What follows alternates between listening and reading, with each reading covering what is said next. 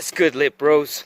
I got a reply to a post because I got a comment from Javier today. I've replied to a lot of comments so far. You guys just don't know because I haven't uploaded them yet. But Javier said something that I figured warranted a pretty urgent reply. Javier, you said, hey man, don't know if you're still reading these, but would you recommend your type of lifestyle to someone that is considering suicide? To see your videos bring me a type of joy I know I could never get from the world in which I was born, and to compare this to the life that I'm supposed to live really makes me want to keep fighting for life. Great, you are doing well, brother. When I first got into doing anything like this, I was extremely depressed. It's a long story, but I wanted to go out into the desert. I was like, you know what? I'm tired of everybody. I'm tired of society. I'm tired of civilization. I'm tired of all the bad. I'm tired of all the good even. I was like, I want to just go off and just live in the middle of nowhere and just see what happens. So I picked the desert for many different reasons that I'll get into one day. Like I'm planning on, maybe I'll do like a video where I tell my story, and because I know a lot of people have asked that. People who are considering suicide are already considering the different aspects and consequences of it. That's the same thing with living like this. A lot of the problems that people have with living like this is they have family and friends that they don't want to leave. They have a job that they don't want to leave. But if you're already considering those things, you're about halfway there to actually living like this. Because that's the hard part for a lot of people, is they've already carved out their lives. By the time people decide that living like this is possible, they have already either built a family or built relationships or connections with people that they don't want to leave. So if you're considering leaving all that anyway, you might as well come out here, man. Living like this is almost like a form of suicide where you don't kill yourself. A form of suicide where you keep living. Because, you pluck yourself out of the world. What our definition is of the world, which is, planes, trains, automobiles, the cities. That's our mental limitations of what we think of the world as. But if you look at space imagery of the Earth, and you look at the night side of the Earth, and you see, how like the sun shines on one side, and there's the night side on the other side. So day, night. You look on the night side, and you see all this darkness, and you see these clusters of city lights. Compared to all the darkness around, cities are very small. Yes, they're like ticks draining blood from the earth, but there's still a lot of earth. There's still a lot of woods. There's still a lot of landmass. There's a lot of deserts. There's a lot of everything. So I think a lot of us, we take for granted just how big the world is and how much there is left to explore. A lot of people, you'll see them say like, oh, we're born too late to explore the earth. We're not. Just because satellites explore it doesn't mean that, we've explored everything. I found grave sites in the middle of the mountains, just lone grave sites with markers. I found Indian ruins, mine shafts. There are places that can be rediscovered, and there are things still left to do on this earth. And we are born in a tiny little window of forever. We're born in this one little blip of eternity. And this plan has been unfolding for eons. For us to be where we are right now is a gift. Is a total gift. Like, you probably can't hear it, but there's birds chirping, and the wind is blowing, and the sun is shining, and the desert's pretty, and the sky is clear. You can still go out right now. And like I've said before in other videos, and I'll always say, you don't have to just jump into it. You go out, you just spend some time in nature. And I don't mean like, go walk on a hiking trail. Sure, walk on a hiking trail, but the minute you see a game trail or a clearing in some brush, just go off it. Close your eyes, clench your teeth, and just plow through some brush until you reach whatever's on the other side of it. It could be a meadow with flowers. It could just be a patch of dirt. If you don't like what you see, plow through the next set of bushes and see what's on the other side. You're resetting your mind when you do things like this. And I think that's what's another thing of what suicide really is. Suicide is killing yourself without being born again. Doing this is killing your old self and allowing a new self to just completely take over. And if people out there, anybody, if anybody's like experiencing depression or thoughts about suicide or anything like that, something that I'd like for them to take with them is to have an idea that's greater than yourself, and then to allow yourself to just be completely consumed by it. Because that's what depression is. That's what suicidal tendencies are. It's you get this idea in your head, and it roots itself, and you start thinking about things that you shouldn't be thinking about. You allow the idea of suicide to consume you. You allow depression to consume you. If you could go out and have this idea of, you know what, I'm going to go out and I'm just going to be a hobo in the woods. Or, you know what, I'm going to go out and I'm going to ride a train somewhere. Just anything that you could do that's different. And some kind of idea that you could have in your head that would consume your mind more than any of these other ideas would. Do that. Because life is so worth living. Every little minute of it.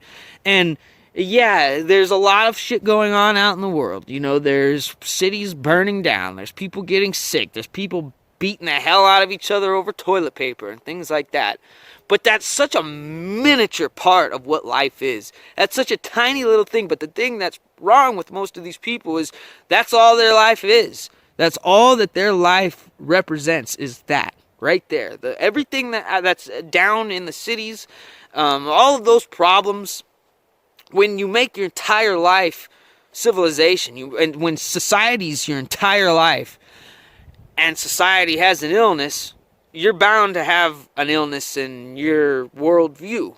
And you could take yourself out of that. And, there's other things too. Like I just read in a book, A Hero of Our Time, when he says, fatigue of the body vanquishes the disturbance of the mind. That's also a huge part of it.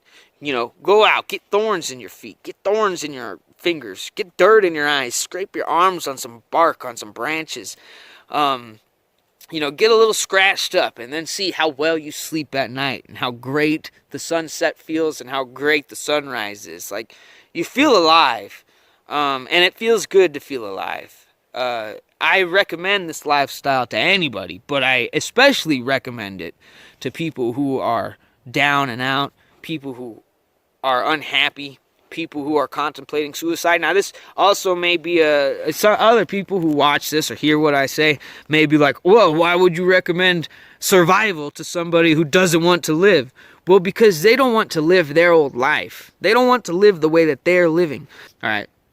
Like if you're reading a book and you hit a bad chapter, and, you're like, okay, well, I'll make it through this chapter, and the next chapter will be better. And, you're about 30 chapters in, and they all suck. Set the book down and pick up another one and start anew. You don't have to just stop reading entirely. Just pick up another book. Obviously, you didn't like that one. Start off with a different one. And that's how it should be with life. You don't have to just throw the whole book down, You could pick up another book and try again a different way.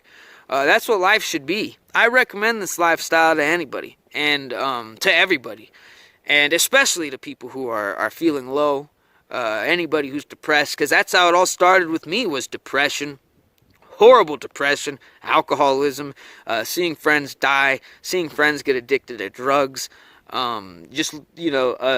loss, and then rediscovering myself through this. And nature had always been a part of me. The outdoors had always been a part of me. But I think that anybody who is out there feeling depressed, if you watch this, I want you to keep in mind that life is worth living, and this is just a small fraction that we were born into. We should cherish this. Just because society has an illness, and just because civilization is a monster, doesn't mean the world is. There is so much more than just society, and a lot of the problems that we have are side effects from society. So, if I could just ramble and say something, I figured, Javier, that your comment warranted an urgent reply, but also its own video. Because, I know a lot of people are down out there. I see people's posts on Lit, and I see people, post online. And I was like that at one point too, not long ago. I think nature is a great reset button. You don't have to just dive right into it and be a hobo like me. And it doesn't have to just be out in the woods. There's so much. There's mountains, there's hills, even the plains, even just flat land is beautiful when you think about what it took to make that land underneath your feet. The problems with society start seeming real trivial. Everything that happens down there doesn't affect me, you know? Like all the problems that go on, I hear fear on the radio all the time. When I first went out into the desert, I met this guy who was a legendary desert rat. And I was sitting there and, he gets no service. He's got no electricity out there. And he was listening to the radio, the little crank radio, kind of like mine. Yeah, they were protesting over something stupid. I forget what. But we were sitting there and he was just laughing, listening to it all. And I was like watching him laugh. And he's like, yep. It's good entertainment as long as you don't get involved. And that's true. It is good entertainment. It's great entertainment. Just don't get involved. Just sit there, be somewhere where you can look at it from the outside in. Somewhere where you can just laugh at it all. Because it becomes a big joke in the end. Especially when you're out here like this. Life is a really funny joke that some people don't know how to laugh at. I didn't know how to laugh at it. Now I get it. Now I understand the punchline. A lot of the problems in society are brought on by society itself. And you come out here and you feel it all drop off of you. So I saw that you commented today and I figured, I would post this today. And I hope that you take some, if you take anything, I hope that if you take anything from this, it would be that life is worth living. And, you should wake up in the morning and just want to wring out every drop of it. You should wake up every morning and just want to just grab life by the tits, stick your tongue down its throat and want to go another round. That sounds kind of rude, but it's true. Live life for everything that it's worth, and live your life as a revenge to your old life. Live life as a revenge because I've had people who were very nasty to me, man. Hope that nobody experiences the kind of problems that I had, and I hope nobody experiences any sort of suicidal tendencies. But if they do, just know there's way, way, way more to life than just the little clusters of lights. Just know that if anybody out there is experiencing suicidal thoughts and depression, like I said, look at the night side of the earth and look at those little lights and know that there's way more to the earth than just those little clusters of lights. There's a whole lot of landmass, and there's a whole lot left to still be explored. And it's worth every minute of it. Everything out here. I make way more mistakes out here than I have way more failures out here than I have accomplishments. I'm always messing up something out here. I'm always breaking something. I just had my spoon get stolen by the pack rat. Just know that I'm with you, and it gets better. It's worth living, every minute of it. And it's worth laughing at. A lot of people think, oh, well, whoever made the earth must be very malevolent because of all the bad things that go on. This earth is perfect. Absolute perfection. We just fuck up a lot in it. But it's beautiful. I don't know how people can't look at the trees. Listen to the wind. And just, I do understand because we have a myopic view of everything, but just breathe the fresh air and be thankful you're alive, because the energy it takes to make these trees grow and this grass grow, and what it takes to make a human heart beat, that's beautiful to me. That's why I don't really like a lot of the nihilists. Once you start seeing it for what it really is, beyond the limits of a city, beyond the outskirts of a town, you start seeing the deer and the crows and the squirrels and the quail, seeing the changes of the scenery, and just think about how the earth wobbling as this happens, and how perfectly away we are from the sun to allow all of this life to flourish, and the perfect amount of gravity, the perfect distance from the sun, the perfect amount of water. It's amazing, and be thankful for it. It's a gift. Cherish it. Everybody else, Little Rosebush, Soft Eye, The Scroll, Gay Hans, Hero, Everybody, I will reply to you guys. I have already replied to most of you guys. I just haven't posted them yet. But I figured I would post this now because I figured this was an urgent one.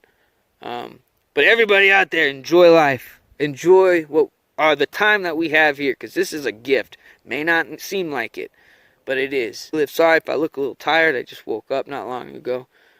But, and my hair's crazy because I haven't had a chance to really wet it. But, life is truly worth living to its rawest form.